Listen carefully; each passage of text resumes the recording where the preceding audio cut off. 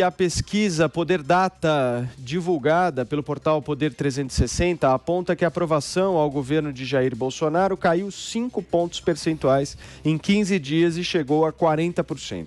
A rejeição ao governo se manteve em 48%, o índice mais elevado desde o começo de junho, quando a pesquisa passou a monitorar a avaliação da gestão Bolsonaro. Na pesquisa anterior, conduzida entre os dias 18 e 20 de janeiro, os mesmos 48% desaprovavam o governo, mas a taxa de aprovação era de 45%. Os que não souberam ou não quiseram responder foram de 7% para 12%. A última vez que a avaliação positiva do governo federal superou a negativa foi há 6 semanas, na segunda quinzena de dezembro. O Poder Data ouviu 2.500 pessoas de 519 municípios localizados em 27 estados. A margem de erro é de 2 pontos percentuais para mais ou para menos. Diogo Schelp, você começa nesta tarde. Eu achei interessante, Paulo, a relação aí que existe, uma aparente relação que existe entre as fases da pandemia e os índices de aprovação ou desaprovação do governo. Então a gente vê, por exemplo, que em junho, início de junho ali, o índice era de 50%, o índice de desaprovação mais alto, desde que a pesquisa começou a ser feita. E foi também um dos períodos mais difíceis da pandemia, com maiores números, índices de mortes e de transmissão do coronavírus. Depois, a partir de meados de agosto, a desaprovação cai bastante, cai para 40%, que foi também o período em que a pandemia teve arrefeceu um pouco, Os casos diminuíram, a taxa de contaminação média no país também caiu. E esse número de desaprovação continuou relativamente mais baixos também, mais baixos do que os da aprovação, durante o resto do semestre, coincidindo aí também com o que estava acontecendo na pandemia. Foi um período de menores taxas de contaminação. E daí, no início do ano, volta a crescer e a gente tem esse dado mais alto de 48% de desaprovação, justamente nesse momento em que nós vivemos a segunda onda da pandemia. Então, acredito que isso mostre que como o Bolsonaro desperdiçou a chance de ser um líder que o país precisava para assumir com firmeza o enfrentamento à pior crise de saúde pública que o país já enfrentou. O presidente Bolsonaro preferiu se escorar em uma interpretação distorcida de uma decisão do STF para cruzar os braços e ver o que acontecia, jogando no colo dos governadores e prefeitos toda a responsabilidade, como se o governo federal não pudesse fazer nada, mas podia, por exemplo, se abster de fazer comentários que apenas confundiam a população, como de minimizar a gravidade da pandemia, dizendo que não passava de uma gripezinha. Podia se abster de promover aglomerações ou questionar o uso de máscaras, E não adianta dizer que outros políticos também foram hipócritas, porque liderar, e aí era isso que se esperava do presidente, liderar significa dar o exemplo, fazer primeiro o que é certo, apesar dos outros. Podia também ter dado a devida importância às negociações para garantir a vacina para toda a população brasileira. O governo limitou-se a uma única linha de negociação e ainda assim, depois de muito relutar. E quando teve a chance de entrar em um consórcio internacional de distribuição de vacinas, que era a COVAX Facility da OMS, optou por garantir vacina para apenas 10% da população, quando tinha direito a 50%. O resultado, que é uma notícia dessa semana, é que países com populações menores que o Brasil vão receber mais doses da vacina desse consórcio. Podia ter sido também mais rápido na definição de um plano nacional de imunização contra a Covid-19 e podia ter dado mais voz aos técnicos que trabalhavam nisso há anos, com muito sucesso. A gente lembra que no ano passado teve um episódio em que esses técnicos dizem que sequer tinham visto a versão final do Plano Nacional que tinha sido enviado a pedido do STF. Agora, a vacinação caminha em ritmo lento, só vai vacinar os grupos prioritários no ritmo atual daqui a 1 ano e meio. São 77 milhões de pessoas nos grupos prioritários e o ritmo de vacinação é de 1 milhão de pessoas por semana. E o governo também podia ter levado mais a sério os alertas do colapso do fornecimento de oxigênio hospitalar no Amazonas. Ainda que o governo do estado tenha sua parcela de negligência, o governo federal tinha os meios para socorrer a população do estado. Não fez na rapidez suficiente nem com a intensidade necessária, até que ficou tarde demais. Em resumo, se o governo tivesse levado a sério a ameaça da pandemia, como inúmeros governos conservadores ou de direita ao redor do mundo fizeram, provavelmente não teria índices tão elevados de desaprovação em momentos justamente em que os casos de mortes e mortes de Covid-19 se agravavam. Mas agora parece que a ficha caiu e o governo tem 2 caminhos claros para recuperar a popularidade, parece apontar para isso. Um é a vacinação em massa efetiva, e ainda dá tempo de recuperar esse tempo perdido. E o outro é uma alternativa para o fim do auxílio emergencial, já que a questão do desemprego não deve diminuir tão cedo. Se não for para investir nesses 2 temas por empatia ou por preocupação genuína com o povo brasileiro, que seja por cálculo político. Você, Mark? Olha, são números que precisam ser analisados em um contexto maior. À primeira vista, até escutando a fala do Diogo, o que se cria é uma expectativa que o Bolsonaro vai se tornando inviável até numa possibilidade de reeleição, né? Que é o que a pesquisa quer medir na verdade, se ele é viável ou não para disputar mais um pleito.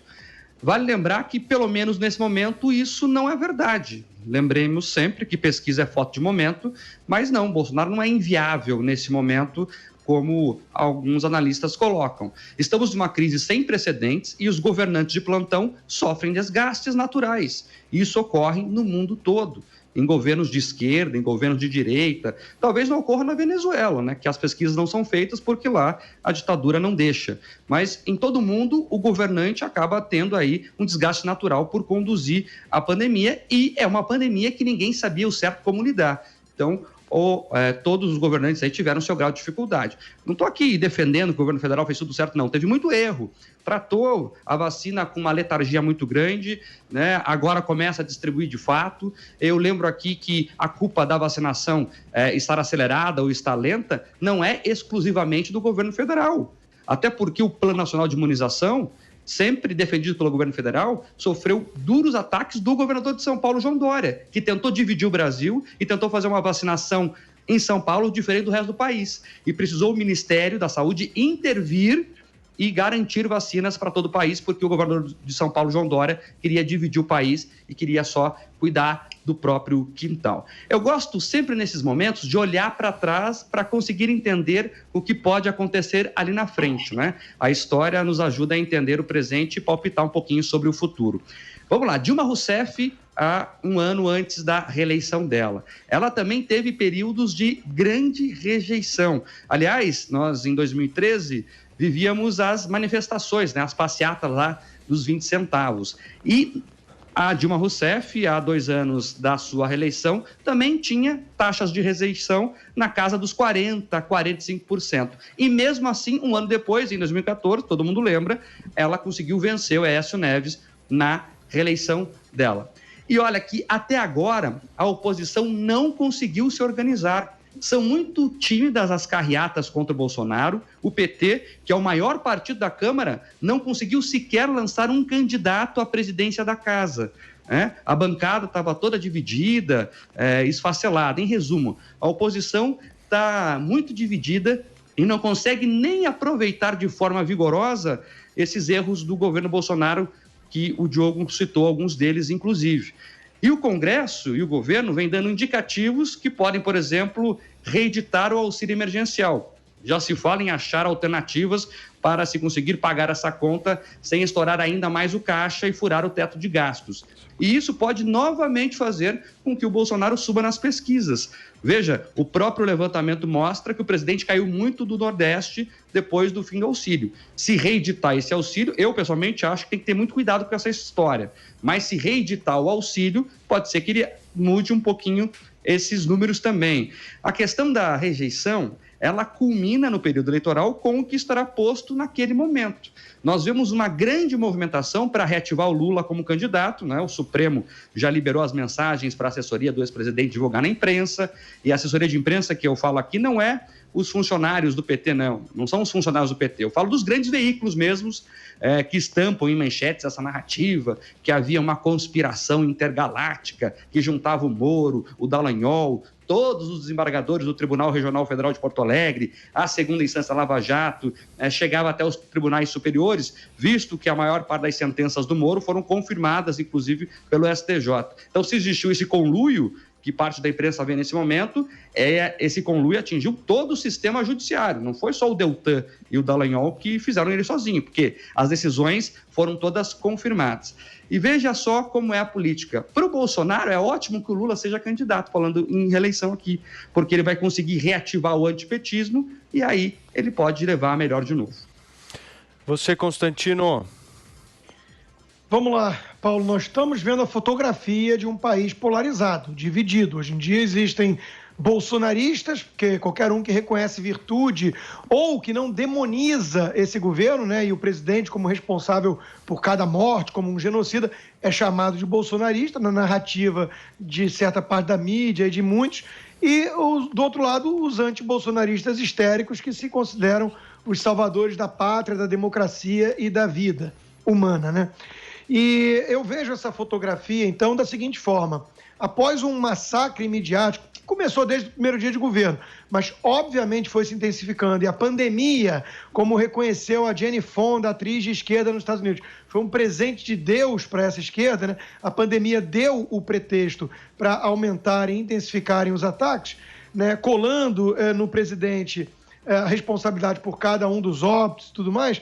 Isso é óbvio que gera algum desgaste. Então, agora, recentemente, tivemos Manaus, tivemos alguns episódios que geraram comoção e falaram-se em impeachment e tudo mais, e isso acabou desgastando um pouco mais. Então, eu não acho que o presidente devesse ignorar isso, né? É um termômetro, é uma fotografia e é preciso acompanhar. Agora, 40% de aprovação é muita resiliência ainda. Então, isso garante o quê? Isso garante um presidente Bolsonaro em qualquer segundo turno de reeleição, se fosse hoje, né? E aí quem é que vai estar do outro lado? Esse é que é o ponto que a gente tem que analisar. Nós temos aí um grande esforço de alguns que se dizem de centro e moderados, e na verdade são de esquerda e autoritários, né? Tipo Dória, Maia e companhia, que estão tentando ocupar esse vácuo, esse espaço, vendendo-se como equidistantes entre os dois extremos, que seria o PT e o Bolsonaro. Não estão convencendo muita gente, né? O Maia acabou de sofrer uma derrota humilhante para a Câmara, né, com o Baleia Rossi, o governador João Dória, acredito que não consiga nem sair nas ruas, né, de tal forma que está a sua popularidade e demonstra hiperatividade em relação à crise. Então eu concordo com o Mark quando ele diz que no meio de uma pandemia o povo vai olhar apreensivo para o governante e vai de alguma forma culpar. Agora, não concordo com o Diogo quando diz que é uma questão de imagem ou de pior ainda, ou de ações, né? Governos conservadores no mundo deram mais atenção. Me dá um exemplo, o Reino Unido tem mais morte por milhão de habitantes que o Brasil, né? Com o Boris Johnson. Então, não acho que seja por aí o caminho. Agora, a esquerda radical tem um espaço cativo, que vai ser ocupado pelo PT, pelo PDT, por algum desses. Então, me parece que essa estratégia dos tucanos, né, está um tanto fadada ao fracasso. Hoje já vimos em várias entrevistas o ACM Neto dizendo que o DEM não fechou, não conversou nada com Dória sobre 2022, que pode ir com qualquer um, inclusive este Bolsonaro mais pragmático, né? Bolsonaro acabou de ganhar as duas câmaras, as duas casas, a Câmara e o Senado, do candidato que ele queria, né? Então, aí vem meu outro ponto na análise, né? Se isso permitir deslanchar a agenda de reformas e o PIB retomar um crescimento, né? Aí ele está reeleito, provavelmente. Então, por isso a pandemia e o clima de terror interessa a muita gente, né? Na oposição e na mídia, que passou a ser sinônimo e que tem uma certa abstinência de recursos. Eu faço sempre a ressalva de que pesquisas eu confio pouco hoje em dia, elas erram muito, né? E que é uma foto em vez de um filme, como já disse também o Mark. Deixa eu só chamar a atenção em relação à questão da pandemia, que tem sido explorada pelos opositores do governo, né? Hoje, a porta-voz da Casa Branca, dando uma entrevista, né, se explicando para jornalistas, quando perguntaram a ela das vacinas, ela disse que mesmo após as vacinas, atenção, mesmo após as vacinas, sim, vai continuar sendo necessário, obrigatório, do que depender do governo federal Joe Biden, isolamento social e uso de máscara. Nós estamos há 1 ano da pandemia. O isolamento que era para achatar a curva, 15 dias, vamos ver o que acontece, e ganhar tempo para o hospital de campanha, para impedir o colapso do sistema, virou a nova normal. Máscara e tudo mais, e mesmo com a vacina que foi vendida como a panaceia, como a cura, e continua sendo pela mídia e pelo governador de São Paulo. E não vai ser. Não vai ser. Sabe por quê? Porque tem muito dinheiro envolvido nessa pandemia e muito interesse em jogo e poder. Então, é disso que se trata. A gente viu o que aconteceu nos Estados Unidos e faltam 2 anos ainda para a eleição no Brasil. Mas não tenham dúvidas que vai ter muito político e muito jornalista torcendo pela pandemia.